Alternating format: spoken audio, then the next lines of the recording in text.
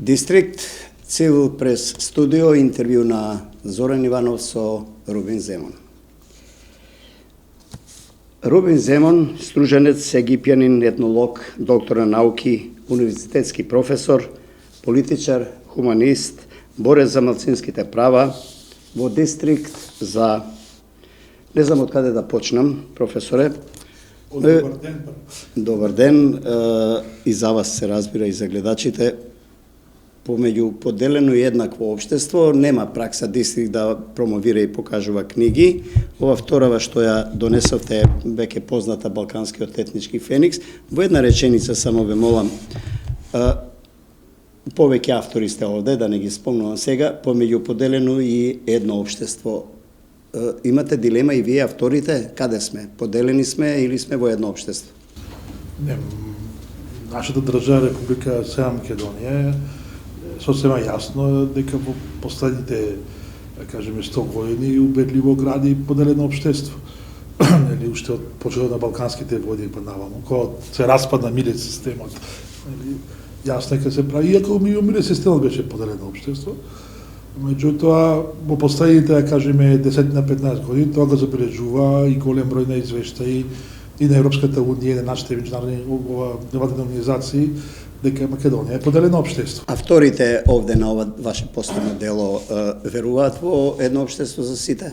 Убедени се, има шанси во некое догледно време за две генерации тоа да се случи? Алтернативите се две можности има. Или ќе градиме едно општество, кохезионо, или ќе градиме ѕидови, како што нели има Јерусалим, Бейрут, или Белфаст имаше, или Сараево и така натаму, некои лоши примери на поделени, дека кажеме, општества. А знаеме дека и кога беше кај нас војната 2001 година, дури еден тогашниот премиер, па дури дека академици излегоа со препораки на решението за поделување. Така. И ден денеска излегуваат на некој начин во друга форма. Ние ова група на автори што бевме, бевме едните од таа екипа што ја правевме стратегијата за едно општество декултурализам во владата на Зоран Заев, ја и тоа бев и посебен советник за мултикултурализам и интеркултурни комуникации. Главно сме тие и што го концепиравме теоретски. И тоа што фали во Македонија, дека ние се уште немаме која се теоретска убава расправа каков е така да биде нашето општество од мултикултуралистички. Добро, има ли индикации некакви каде се движиме сепак макар бавно наназад или нанапред, во смисла се граѓанизира ли Македонија или се етнизира уште повеќе? Па не, мислам дека последните случувања, поготово последните 5 години, веќе има процеси на граѓање на едно општество. Последен пример, ќе кажам, локалните избори, каде што дури десните партии започна да размислува за поддршка на кандидати од друга етничка, да кажеме, од етнички идентитет или припадност.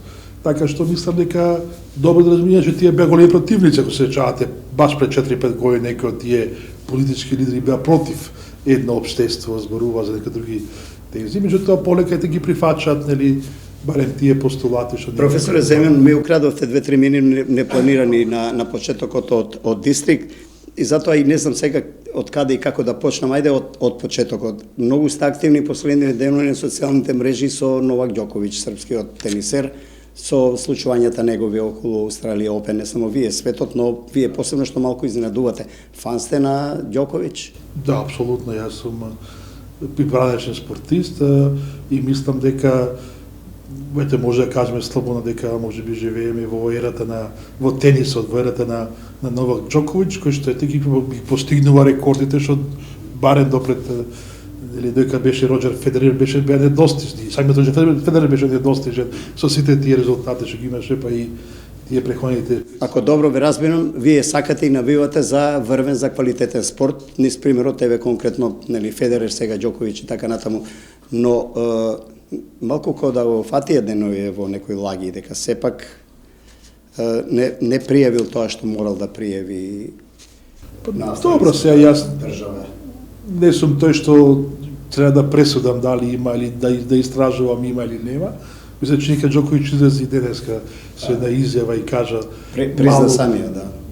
Да, дека не признат само, него дека немал информација докато ги делил тамо пехарите, а дека формуларно пополнувале некои од неговата екипа, што колку И прогнозата која ви е, ќе игра годинава или ќе добие корпа што се вели на 3 години?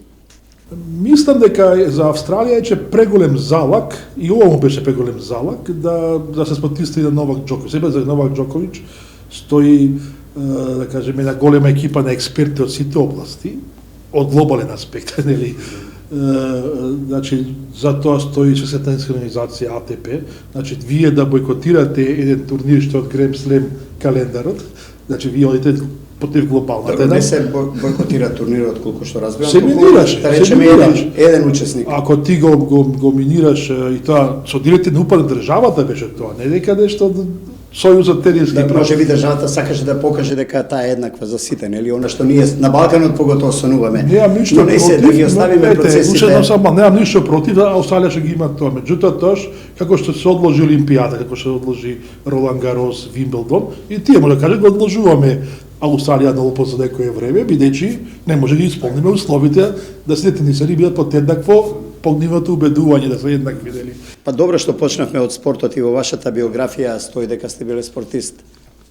Каде, што, кога, како? Па добро, ја играв ракомет за РК Струга и тоа од тие славни денови на струшкиот ракомет, кога бевме и 88 година шампиони на Македонија, пирав втора сојузна лига.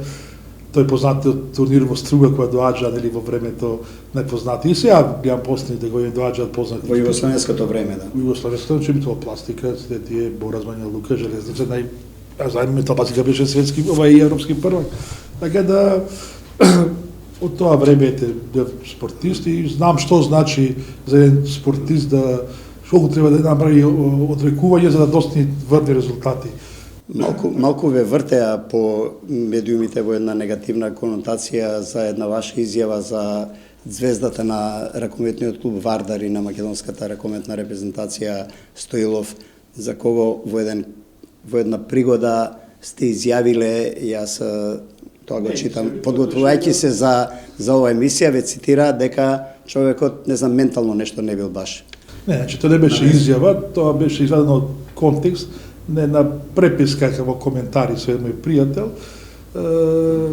Меѓутоа, ја и тој се извинив кога се бев погрешно сватен и повеќе пат се извинил, а ете сега баш е Европското првенство во ракомет, не би сакал баш да... Добро, вие сте човек кој, чиста среќа, за кој сте и овде во Дистрикт, цел живот се занимавате со граѓански права, човекови права, малцински права, еднаквост и така натаму, и веројатно неговиот гест на промоција на спортист на годината, поради говорот на албанскиот јазик ја напушти салата. Дали во таа пригода беше таа ваша? Да, ја бев тука присутен, тука беше и премиерот, и кога еден професор, нели, што доби награда, мисля, че Тетовец Гостивар беше, зборуваше, нели, на албански, на мајчин јазик, што кај нас е дозволено, нели, по устав и по закон да се зборува. Тој демонстративно напушти со погорни зборови, и мислам дека тоа не му доликува на еден спортист, што пред тоа беше спортист на годината и требаше да му е додели наградата на наредниот. Ја не знам точно како сте се изразиле, со која метафора сте го квалификувале. Ја зборував за спорт. Вашиот спортски колега секако неадекватно постапил и тоа е, вие, например, значи дека адекватно сте реагирале врз основи на вашите скрупули како човек. Значи, ја реагирав за тоа, после имаше една дебата на Фейсбук долга и реков дека како играч јас не го цедам, бидејќи во одбрана е прилично слаб, значи Стојчо Стоилов е навистина да подобрите историски пики на Македонија во напад. Ама во одбрана е најслабата алка во со него репрезентацијата и Вардар постигнаа доста значајни резултати. Да не е малку таа спортска љубомора. Не љубомора, па ќе кажам. Кон кој вие сте тежнеле, може. Не љубомора, па ќе кажам Стојчо Стоилов е еден од најдобрите пилот мени на Македонија што постигнало во напад. Во одбрана е најслабата алка во одбраната. Ете, тоа можам компетентен, порадачна хвата да го кажам. Допревме до оваа тема и до тој настани таа случка, за да се вратиме на основната тема, граѓанските, човековите права, она што и на почетокот спомнавме. Македонија може ли да се пофали дека етничките права, граѓанските права, малцинските права сепак помина една Рубикова граница и дека сега на некој начин започне дека се граѓанизира македонското општество без оглед на политичките влијанија, ако гледаме низ призмата на национализмот, што изминатите декади доминираше некаде на сите кампањи, партиски, не знам, на секоја мала криза. Дали сега малку е порелаксирана таа состојба општествена во Република Северна Македонија? Порелаксирана, иако не гледам дека има некои конструктивни јавни дебати да се дискутираат проблемите што ги да се одбегнуваат проблемите. Добро, ама ги имаме низ проблемите од тој тип за да се отвораат дебати. Па тоа е, знаете, за нас етнолозите или мултикултуралистите, тоа е како, знаете, чаша гледаме со течност, безбојна, сега не знаеме дали е вода или е ракија. Кога ќе испиеме, ќе знаеме дали ќе горчи или ќе е сладка. Така што мислам дека може би тоа тлее како прикриен конфликт, а може би стварно се нешто. Кој е генератор за тие недоразбирање меѓуетнички, меѓунационални во Македонија во овие 3 децении? Вие сте проследувач на сите настани и борец против тие нуспојави. Па генератор во главном секогаш се користат тие меѓуетнички, кажеме, недоразбирања да се прават вътрешни конфликти, во главном е кога тоа го прават политичарите кога сакаат нешто да прикријат од економска криза или да знам што како. Добро, нели е тоа борба на политичарите кои припаѓаат на некоја етничка заедница да за нивната етничка заедница на вистина да дојде до тоа што не и припаѓало. И припаѓало, а не можела да дојде. Не. Па добро, секогаш е борба, цел живот е борба и секогаш тие правата треба да се напредуваат и све зависи, не може да зборуваме за права например на малцинствата во Франција и во Грција, и ги споредуваме со правата во Македонија, на случај, ние сме далеко понапред од овие две држави, не потпишале ни Рамковата конвенција за национални малцинства. Меѓутоа тоа нема крај, тоа никогаш нема, кога се како што кажува дека политичарите заврши Охридскиот договор, се исполна, не е точно. Тоа нема крај. Може би треба да се дополни, да се ревидира Охридскиот договор. Мислите Охридскиот договор низ призмата на правата на албанците во Македонија или генерално Охридскиот договор низ правата на сите етнички заедници во државата? Ова второто воопшто не започнато сериозно да се прави за сите заедници. Мислам дека за албанците прилично се отиде напред и повеќе можеби од тоа што го пропишува Охридскиот договор, а за другите заедници мислам се повеќе подолу оди. Една од забелешките што имавме концепцијски со порадешниот премиер Заев, дека ова влада што достига беше, а гледам повторно ќе биде, не знам дали има некој ќе се турска заедница, меѓутоа ова влада е тотално биетничка влада. Така ли немаме никој не албанец и не македонец. Добро, па има албанец. Не македонец и не албанец.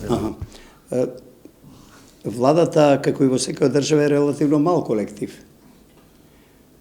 Кога зборуваме за и таа веројатно не би функционирала ако се оди по тој критериум на етничка застапеност по некоја цена. Дури и ова половата е малку сумнителна, нели зошто да нема повеќе жени отколку мажи ако тие се спознани. Мери системот таму веројатно треба да биде најизразен, бидејќи тоа е извршна власт во парламентот или не знам во другите организации и така натаму. Но какво е и сознанието, гледам дека негативно се движи ова што ми го говорите, но и чувството на професорот Земон околу малите етнички, условно да кажам, малите етнички заедници, големите јата ги јадат малите, ги претопуваат, им се заканували опасност со асимилација и така натаму.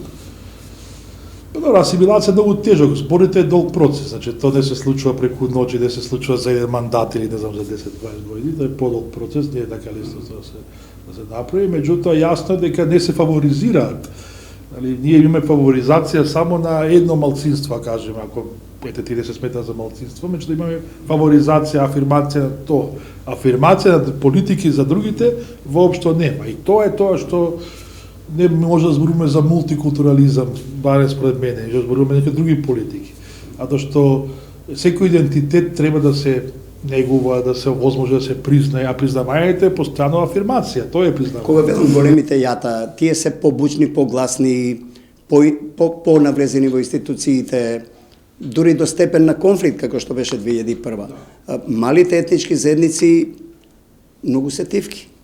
Не им треба ништо, задоволни ли се, како да се изборат за своите права, како велат, ако бебето не заплаче, нема да млеко. Меѓутоа ние што ни се случува? Каде е проблемот според мене? Проблемот е во изборниот модел. Ова изборен модел, каде што имаме 6 изборни единици и каде што, не знам, по пропорционален модел Донтов, каде што со Донтовата формула дали се одредуваат, мисля дека тука е проблемот, бидејќи знаете, големите партии или коалициони лидери одлучуваат кој од малите заедници ќе биде у парламент. Няма се случи сега во овој состав парламентарен, иако во коалицијата на СДСМ да има повеќе ромски партии, нели, од ниједна ромска партија нема у парламентот, него се зеде на која много е цена на Латифа NGO активист, меѓутоа е член на СДСМ, не е член на помалите партии. А тоа не ли е за поздравување, ако без оглед на етничката припадност луѓето по некоја идеолошка матрица си членуваат? Сега зборуваме за големите партии како се однесува, нели? А за не поздравување не критикува, може конструктивно. Дали Земон можеби политиката па ги подели малите етнички заедници? Колку има, например, не знам, ромски партии, колку има, не знам, влашки има 2-3, турски има исто 2-3 партии. Па добро, тоа е демократија, зашто? Нели, тука се политички платформи се разговара и лево и десно. Зашто ги гледаме луѓе не само како поетничка припадност. Сега да кажам токму тоа што може и лево и десно и либерал да биде некој, така ли? Така. Од тој аспект говорам дека е за поздравување, можеби тоа што припадници на етнички заедници членуваат во големите партии. Можеби тука ја гледаат својата лична перспектива политичка, нели? Понагласена отколку во својот етнички јад. Тоа почеток дека не спомнуваме повторно Латифе, меѓутоа таа не е на некој начин репрезент на гласачкото тело на ромската заедница, него е делегиран од коалициониот партнер, ме разбирате? Што се кажа, и тука е колку се таа навистина не се сомнеме во Латифе генерално или било кој од турската партија или не е битно од влашката или од бошњачката партија изечено. Но од една страна веројатно е друга појавата кај крупните етнички заедници, кај помалите етнички заедници, кога тие се поделени плюс на повеќе политички партии во овој плурален наш амбиент, се губи кондицијата и силата за да може да влезат во парламентот, не знам, да имаат директно влијание. Да се смени треба изборниот модел. Ете, косовскиот, хрватскиот изборен модел е добар. Значи има резервирани места за заедниците, нели? Себични се големиве партии околу моделот се уште.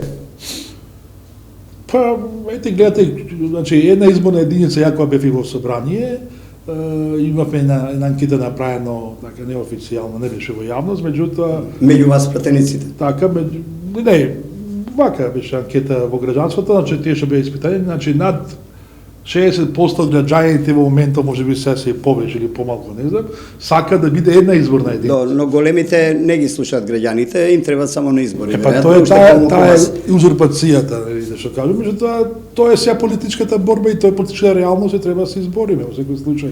Нема тука лути. Малку извето. Не им се лутиме, нормално се чува политика. Пак на политиката, времето за жал брзо не изминува. Египтјани или египјани за помладата генерација, кога и како, прво да подсетам, вие сте председател на партијата на египтјаните. Не, пој не граѓанска партија, не е на египтјаните. На почетокот беше иницијално веројатно и етничка партија. Здруженијето, не никој Никој сум била во етничка партија. Седно не сум упатен до крај околу таа линија на движењето, но факт е дека египтјаните како етничка заедница сте тука присутни во Македонија. Од каде на Балканов? Да, затоа и прашањето ми од каде во една реченица две египтјаните слета на Балканот, кога ќе спомнеме египтјани, мислиме на Клеопатра, на цивилизација една, на пирамиди, на свинги, на почеток на пустина, на Сахара, на бедуини, на камили. Тоа е перцепцијата. Што барате на Балканот? Ајде вака најгрубо. Првата перцепција, меѓутоа реалноста историската е многу посурова. Значи тие биле робови што биле донесени тука да експлоатираат железна руда и злато да носат за Египет, значи не биле фараоните, ми паршува секогаш. Вие се фараоните, не, јас сум од робовите, викам. Добро, ама од роб до професор и доктор на науки. Од тие во античко време зборувам. Се шегувам. Да. Така да морало да поминат многу векови. Тоа ми беше зборот. Откако се доселиле. Па ние на Балканот, нели, ако гледаме до престај години се уште се викаа племиња, нели, во тој контекст на зборуваме за поделено општество, поделеноста е многу висока. Ако станува збор за египчаните, не се поделеност, него имаме и гетоизација, социјална гетоизација. Нели, зошто пак евреите, исто евреите се исто стар народ, нели, и исто како старите Египчани па обстајуваат. И никој не поставува тоа прашање зашто евреите. Добро, доцна дојдо до држава, тие египтјаните има држава. Добро, има уште народи без држава, има курдите, нели. Не, сигурно, но сакам да кажам за египтјаните, историски имале држава, династија. Добро, во Египет, ама не тука, тука биле сосема нешто друго, колонисти се тука, значи не биле. Така што тоа е реално. Таму градели пирамиди, овде копале рудници. Носат за злато и железо. Да. Па пирамиди еден се правеле, имале, значи Египет многу античка Египет многу други достигања, да не зборуваме се за астрономијата, за земјакалието и приватно, а јавно сепак. Убаво ли е чувството египтјанец, нели, историски гледано, како дел од нас, не нас, македонците, нели? Па добро, секој идентитет, секој народ и заедница си има гордост некоја. Има гордост некоја и има нормално и предрасуди, што сака да ги скрие и стереотипи. А да кажем кај египчаните на Балканот или балканските египчани се прилично стереотипизирана и се жртви на расна дискриминација. За Балканот зборувам, на расизам. Добро, професоре, вие да, сега Македонија со години вие сте и македонец, нели, по државјанство и така натаму. По национален идентитет. И по идентитет секако. Национален, да. Национален, да. Ја тоа разлика национален и етнички. Ве разбирам, во смисла на Обединетите нации, нели, на нациите, но така. Ако јазикот е нашата татковина, а вие сте египтјанин, која е вашата татковина? Ја таа како етнолог не ја прифаќа кај јазикот е нашата татковина. Така што имаме многу тоа што е като татковина на мексиканците, Шпанија ли е? Или на бразилците, која Португалија ли татковината? Значи не држи таа теза. Таа е кажена од почитуваниот Конекси во некој контекст, во некој време за нешто друго, да. Коновски не е етнолог, Коновски е лингвиста и за да се долозите неприфатлива е, така што и не стои. Докториравте во Софија, во Институт на БАН, на Бугарската академија на науките. Емотивно сте врзани за Бугарија? Ве прашувам сега низ призма на конфликтот што од време на време разгорува и сега актуелен меѓу двете држави. Имам пријатели, се соработуваме научно, дискутираме, дебатираме, така што не знам што тоа е емотивно. Што ве викаат? Тие ваши македонци не се македонци, нели? Не, во Бугарија етнолозите немаат проблем со македонскиот народ, идентитет. Проблемот е повеќе кај политичката некоја елита и кај некои си историчари. И тие кажуваат стара генерација на историчари. Добро, ама кај антрополози, етнолози нема проблем со македонските египтјаните ве нема во македонскиот устав. Ќе влезат ли бугарите пред вас? Значи, преамбулата на македонскиот устав не е норма. И тamo постои и другите. Така ли? Сега, меѓутоа, за жал тоа и другите од преамбулата, што не е норма, генерираат дискриминација. Не само египчаните, хрватите, црногорците, така ли, словенците, пољаците. Добро, и што е подобро, да се трне преамбулата или да се додадат етничките заедници? Ја теоретски како научник сум за граѓанска опција се трнат сите. Меѓутоа реалноста политичка кажа нешто друго, значи да се пишат сите. Така што и да се избери во политички консенсус или во политичко гласање, треба да биде или сите или никој. Но што значи сите или што значи дел од народ? Сепак треба да има некој квантум, сега јас вака грубо бидејќи за личности, за луѓе се работи, некој минимум за да може да. Тоа исто е една небулоза во нашата преамбула, што се стаи дел од народ. Значи, не може дел од народ да биде, не знам, етнолошки се не да зборуваме некои заедници, што тамо ги се спомнуваат. Значи, а после нормативниот дел зборуваме за заедници, не зборуваме за делови од народ. И тука има исто конфликт. За луѓе кои се домицилни, тука се и родени, со генерации и така натаму. Значи, за автохтони зборуваме. Автохтоност, само, мисля, че и во мажарскиот устав и унгарскиот, кажува дека автохтоност се смета таа заедница што најмалку 100 години живеел на територија. Така што не се води да некој си не за абориджински корени. Египтјаните пред бугарите треба да влезат во устав, ако е така, не? Не би се шегувам малку. Само сакав да прашам дали ќе бидете љубоморни ако бугарите влезат во уставот, а египтјаните не влезат. Имаше една дебата и беше со премиерот Заев и кажа и тој јавно дека ќе се внесат сите заедници А мисля дека уште поболна точка Македонија е прашањето со торбешите, околу со каде се бугарите, се египтчаните, така што уште поболна точка. Балканскиот етнички феникс, вие сте единствениот автор. Оваа книга е предпоследното ваше дело, така последното го представивме. Што порачува професорот доктор Рубин Земун? Тоа е баш за египчаните. Моја дисертација, докторска дисертација, значи сите, да кажеме, податоци историски што поседа балканските египчани, како дојени, како се колонизацијата, кои се етничките особености, да кажеме, етничка култура, обштествена, духовна, материјална и тоа идентитетските. Ќе прелистам, има ли тука нешто за неверството на Клеопатра, Цезар, нешто тие афери или Па се спомнува, ама не да тоа детали се зашто неверство, каде имало неверство кај Клеопатра. Од денешен аспект, да, од тогашен аспект немало, нели? Па немало зашто неверство, да.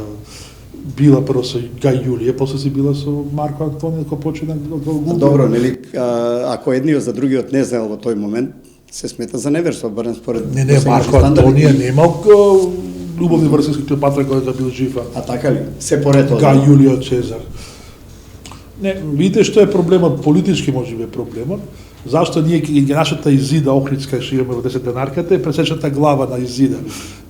Затоа што Октавијан Август мисля дека Клеопатра успела два пати да дојде до врвот на Римската империја, да ги маџепса, нели, а Изида е нивната заштитница, поради тоа именно таму и моето прашање околу неверство во денешни услови. Да се скини главата, да сите достатни да Изида.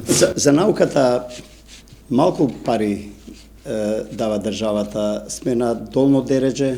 Тоа е катастрофална ситуација, јас мислам. Како се организирате и вие личност, како индивидуа, како професор и како академски граѓанин и воопшто вашата фела, вашето друштво, кога се организирате за заеднички трудови? Каде е? Да кажам право, од кога заврши пратичкиот мандат, воопшто не сакам да се вратам во универзитет веќе да предавам.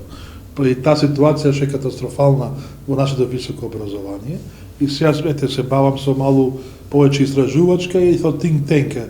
Добро, зошто е до тој степен високото образование, велите на тие гранки? Имаше еден процес на дисперзија на факултетите, на универзитети и на во секое село што се вели, карикирам и на секој камен факултет.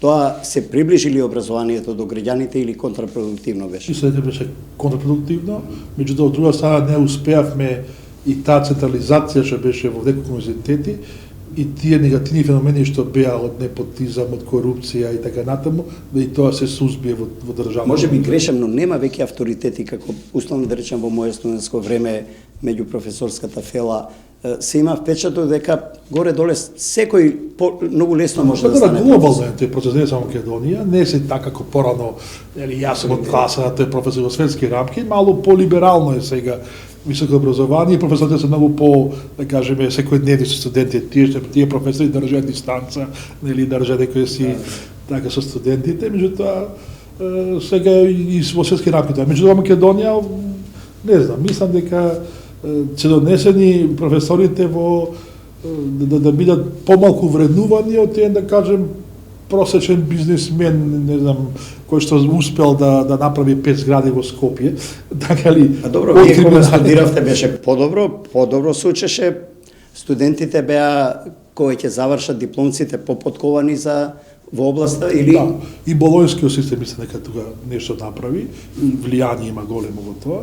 Ние учевме кога не беше болонски систем. Ја направи дистанцата меѓу студентите и професорите, повеќе тестирања. Така, не се оди на квалитет, повеќе на квантитет се оди, квалитетот малку запоставува, че да полагаат испит студенти, што се теоретски, филозофски, не знам, со тест.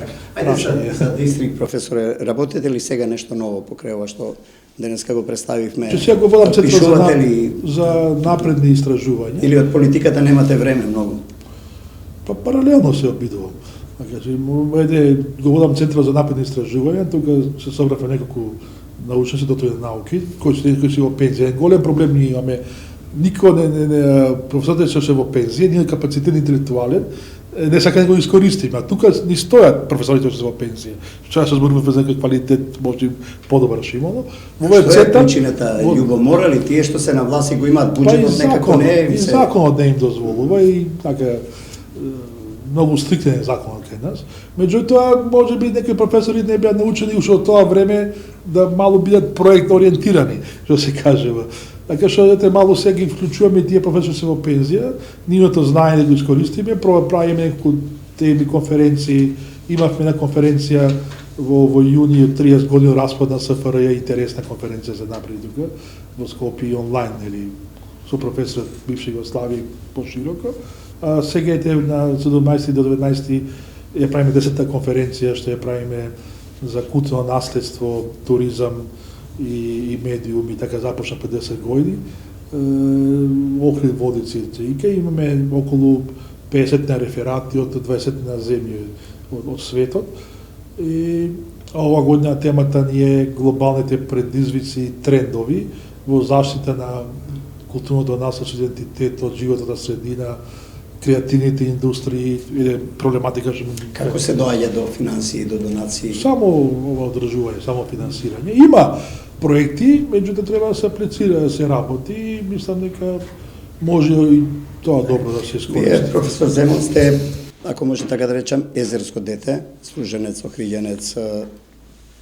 Што се случува од вашето време низ оваа транзиција денес со Охрид, со УНЕСКО, со Струга? Можете ли да ги препознаете? Жалите ли за нешто? Има ли спас од оваа експанзија урбана? Мислам дека од независноста на нашата земја Македонија, Охрид се стави на маргините. Југославија како држава многу подобро се грижеше за културното наследство во Охрид и многу повеќе се грижеше да има повеќе туристи. Може би преходните империи што биле пред тоа имале поголема почит према Охрид, што ние покажуваме во независна Македонија. Прво со тие недозволиви градби што се прават последните 30 години во Охрид. Значи, добро, да прашам, што е причината од ваш академски агол? Алчноста ли на нас луѓето генерално? Алчноста, корупцијата. А кога говорам алчност, подразбира и корупција. Ја, во секој случај. Тоа е и мислам дека многу тешко дека ќе можеме да се справиме со некои работи кога не се направи добар рез или во некако што Елиот днес во Чикаго. Имаше некои идеи да се одземат сите ингеренции во врска со ова што е надлежност на УНЕСКО на Охрид и Струга. Има ли шанси тоа да се случи? Па и државата ги има, да го преземе, но и државата и на општинско и на локално ниво се однесува неадекватно. Па и сега ги има државата, значи мислам дека и станува збори за компетентност на тие луѓе што се во тие комисии и колку тоа има политичко влијание, како се делегираат тие луѓе во таа комисија на УНЕСКО што е така натаму и колку му се дава моќ. Ние главно не само за Охрид и со УНЕСКО, но во главно и за други прашања се прави некоја комисија, ама не му се дава моќ. Вие сте директор на Центарот за напредни истражувања. Со што уште актуелно сте ангажиран? Каде сте на плата, каде сте на редовна работа? Тука се земам плата. Центарот за напредни истражувања, официјално. Што стана со академската активност, со студентите? Па ви кажа дека мало сум разочарано се да ситуација се случува кај нас со високото образование и не сакам да се замарам, дека кажа да губам време во таа сфера. Се дека добро е вака, иако во надборот државата ме повикува на предавање па 27 јануар кога сум во Белград на едно предавање. Фино, да привршуваме, да ве прашам за политиката. Останувате активен, председател сте на политичка партија, еднаш влеговте во парламент, желбата повторно е делот вашиот работен век да го поминете меѓу пратеничките клупи? Кои се политичките амбиции на партијата? Ние сакаме се при крајот на јануари после празниците да свикаме главен одбор после собрание. Овие ковид условите не дозволува баш многу и да се собираме, сето тоа оди онлайн. И мислам дека ќе видиме со партија како ќе се делува. Па тоа може ќе биде нов лидер, не се знае, може би ја ќе во странство некои други аранжмани. Така што во секој случај тоа ќе одлучи партијата. Меѓутоа нашата партија, пак ќе кажеме, една од да кажеме тие мали камчиња во богатиот мозаик, што ете успеавме да го срушиме режимот и ја мислам дека бевме моторната сила на едно општество. И кога тоа се фали на голема партија, коалицијна партија, СДСМ, меѓутоа мислам дека цета теоретска, да кажеме, Да не се враќаме на темите големите јата, гледат малите. И едно општество и се таа но теоретска потреба на нашата партија. Имаме нова влада, ново мнозинство парламентарно, ќе издржат ли до 24-та или на пролет или најдоцна есен нови парламентарни, што предвидува политичарот Земун? Па мислам дека ќе биде бурна оваа година. Дека сеоспособат новите полуки на власта, големите проблеми предвидува се глобални, ќе направат уште поголем проблем. Економската криза, енергетската криза, случувањата, не треба да забравиме и случувањата се случува во регионот. Ова што се случува сега и во Украина, и во Казахстан, и во Босна, каде се случува деновиве баш и Косово тука каде треба да се исклучи во тој контекст, така што мислам дека ќе биде прилично не очекува бурна политичка, кажеме, и меѓународно време. Добро што сме членка на НАТО, тоа е една од добрите, кажеме, елементи што сме во овој момент што го имаме, од економски и политички аспект мисля ќе биде прилично бурно. Колку ќе успее владата да успее да направи кохезија, ќе видиме. Се заканува социјална криза, се разбира како последица и на економска, на ковид, на енергетски и така натаму. Тоа е добра клима за нарушување и на меѓунационалните, меѓуетничките односи, на регионалната стабилност и така натаму. Рековте, добро е што сме членка на НАТО. И е таа гаранција, верувате во тоа дека сепак државата ќе си остане целовита, унитарна и така натаму со сите проблеми што ги има внатре, токму благодарејќи за НАТО, визави аспирациите разноразни. Гледаме проблемот со Бугарија. Па да, добро е тоа, бидејќи ако се гледа по-глобално, ситуацијата, на НАТО му е многу битно да ова јужното крило биде стабилно. И мислам дека тоа ни даде кој гаранција во Македонија ќе нема некои поголеми потреса и да има, Европската унија ни треба секако, но веројатно вратата не е блокирана. Па јас имав за долг период. Што прогнозирате ова со Бугарија? Имав една забележка кога ни понудија тогаш кога не одби Макрон, кога беше тоа за не ни дадо датум за преговори, ни понудија се сеќавате Европска економска асоциација. Мислам ние дека многу брзо тоа го одбивме. Мислам дека тоа може да се подразмислува. Но никогаш не е доцна да се побара. Да се подразмисла, да. Мислам дека тоа е една од алатките. Отворен Балкан. Отворен Балкан. Поддржувате, негирате. Ја поддржувам апсолутно, бидејќи предногу изгубивме време на ксенофобија на Балканот и мислам ја отворен, а главните, да кажеме, пологи на кохезијата, барем на овој дел на Балканот е Србија и Албанија, односно албанските и српскиот народ и нивните конфликти. Без Македонија не е можно да биде отворен Балкан и мислам дека тука треба да искористиме тој момент дека бидеме таа полугата да ги поврзиме и двете, да кажеме, центрифугални сили. Така. Почнавме со вашиот актуелен спортски идол Новак Ѓоковиќ, ќе го вратат од Австралија или сепак ќе имате можност да навивате на Australia Open? Што прогнозирате? Па не прогнозирам, ќе видиме, меѓутоа мислам за Австралија преголем залог да го направи нешто на Новак Ѓоковиќ.